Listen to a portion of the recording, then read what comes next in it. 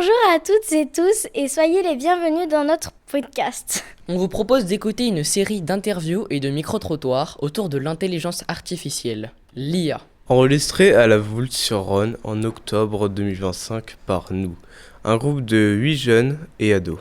Venant de la classe média et du club radio. Lou, Kira, Maëline, Eva, Lohan, Diogo, Noé. Mariana. Bonne écoute.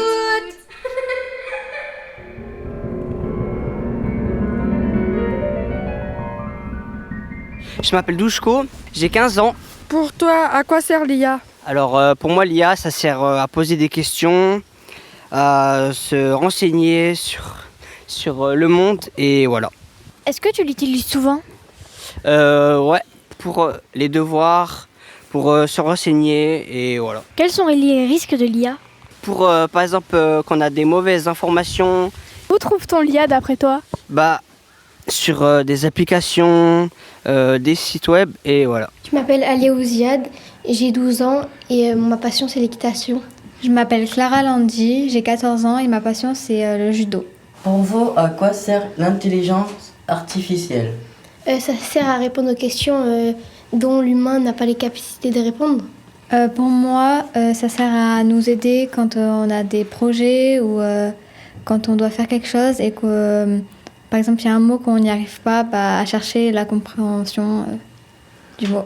Est-ce que vous l'utilisez souvent? Oui, à peu près une fois par jour. À peu près une fois tous les 2 jours. Si tu l'utilises tous les jours, tu en fais quoi toi? Un peu pour discuter, pour poser des questions. Par exemple, si on me dit tu dois faire quelque chose et que j'ai pas trop compris, là je vais demander à l'artificiel Ouais. de m'expliquer un peu mieux. Est-ce que vous trouvez que les résultats, les réponses qu'il donne, elles sont satisfaisantes? Non. Pas souvent. Enfin, des fois oui, mais des fois non.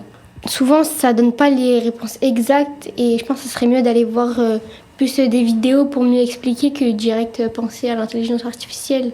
Moi, j'utilise plus pour faire des orales parce que les exercices, souvent, ça donne pas des réponses fausses, mais la rédaction est mal formulée et du coup, moi, je préfère faire les exercices et les orales, c'est mieux. C'est mal formulé, qu'est-ce que tu veux dire? Tu veux dire que c'est pas ton langage? Non, c'est pas comme les professeurs nous diraient de faire. Ok, d'accord. Quels sont les risques de l'IA? Au lieu de poser des questions aux vrais humains, penser directement à l'intelligence artificielle. Et que tout cela nous rend fous. Est-ce que vous pouvez vous présenter rapidement s'il vous plaît? Alors oui, j'ai 40 ans, je m'appelle Marion et je fais partie de la génération qui est un petit peu dépassée par tous ces nouveaux systèmes d'intelligence artificielle. Pour vous, à quoi sert l'intelligence artificielle? L'intelligence artificielle, pour moi, elle m'aide parfois à découvrir des choses que je ne connais pas et aussi parfois à formuler des choses que je ne sais pas écrire, entre autres pour pas mal de courriers. Je l'utilise beaucoup pour faire mes courriers personnels. Est-ce que vous l'utilisez souvent? De plus en plus. Jusqu'à il y a 3 semaines, je ne l'utilisais jamais. Et depuis que j'ai changé de téléphone, je l'utilise de temps en temps. Quels sont les risques de l'IA d'après vous? Alors, d'après moi, les risques de l'IA, c'est qu'ils nous racontent certaines choses qui sont fausses. Il faut vraiment faire attention à ce qu'ils nous disent et bien comparer entre certains points de vue, entre certains articles et ce qui nous sort de l'IA. Parce que l'IA, ils disent beaucoup de choses de vraies, mais aussi beaucoup de choses fausses. Donc il faut faire vraiment attention avec l'IA. Oui, c'est surtout que l'IA veut se dépêcher de trouver une réponse et du coup parfois ne dit pas toujours vrai. Et il prend des exemples sur d'autres choses pour nous les donner, alors parfois ça peut très bien être faux, une mauvaise réponse. Où trouve-t-on de l'IA? Alors sur les réseaux sociaux et aussi sur nos téléphones, là, quand on leur parle et qu'on leur pose des questions. Alors moi c'est pas Siri, mais c'est un peu dans le même délire. Avez-vous quelque chose à rajouter sur le sujet de l'IA? Que je sais pas où est-ce que ça va nous mener tout ça, parce que du coup il y a plein de choses qui vont être supprimées, mais il faut faire attention à tout ça parce que pour le coup je pense que ça va pas être supprimé de la bonne façon. Mais il faut vraiment faire attention au futur et je ne sais pas dans quel monde on va.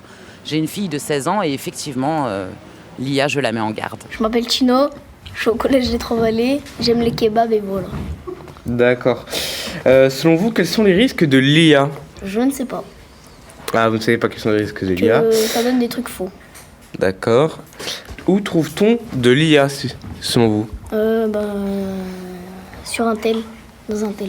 Et selon vous, sur quel site on peut trouver de l'IA et sur quelles applications? ChatGPT, TikTok, et voilà. Pour vous, à quoi sert l'IA?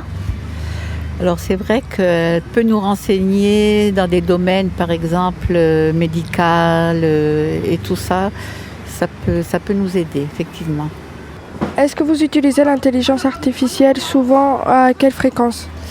Alors souvent non, mais c'est vrai que je l'ai utilisé notamment quand je fais des examens médicaux. Il y a des termes que je ne connais pas et comme j'aime bien savoir, j'interroge l'intelligence artificielle. Quels sont les risques d'après vous de l'intelligence artificielle? Alors les risques, c'est qu'on nous dit que quelquefois, justement, ils ne disent pas toujours la vérité. Alors il faut aussi qu'on sache, nous, faire la différence en ce qui nous semble vrai et pas. Parce qu'en fait, on veut nous faire croire des choses qu'on a envie qu'on croit, même si ce n'est pas tellement correct. Et est-ce que vous avez quelque chose à rajouter? Non, mais c'est vrai que quelque part, par rapport à ce qu'on entend, ça fait un peu peur de l'utiliser. Donc je l'utilise quand vraiment, vraiment j'en ai besoin. Voilà, c'est fini pour aujourd'hui. Merci d'avoir écouté notre podcast. Nous remercions Florent de la médiathèque. Samuel de l'AMJC MPT. Merci aux gens croisés dans la rue de nous avoir accordé de leur temps pour les interviews. On remercie également le groupe de jeunes de la MJC.